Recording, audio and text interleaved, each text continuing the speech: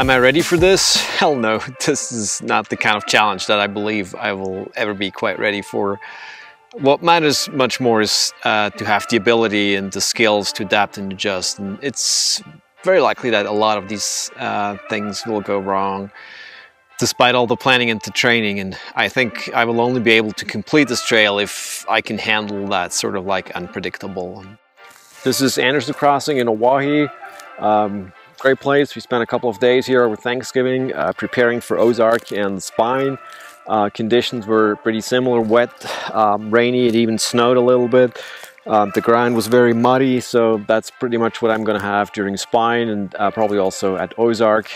I've also trained with my full pack, heavy loaded, so that I get used to that specific load. So we'll see. Hopefully I'm ready for these next two big adventures, and we'll find out.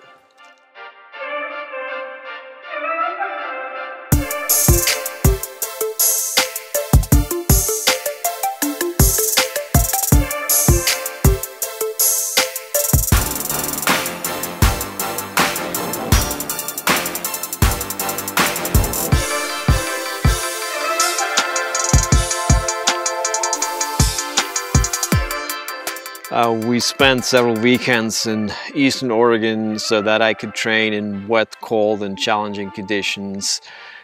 We really love to go there and go to crazy places, and it's always an opportunity to discover like new parts of the state. And there seems to be a sheer endless list of amazing places.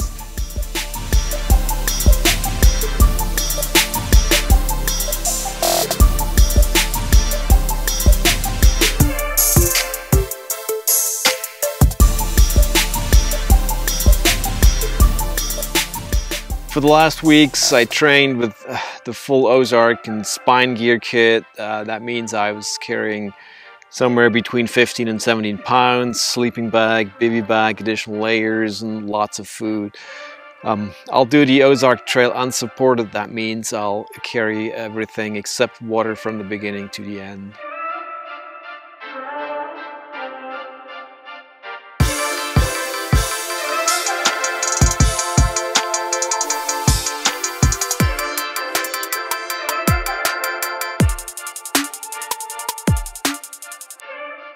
I redesigned my food selection pretty much from scratch and based on my previous experience.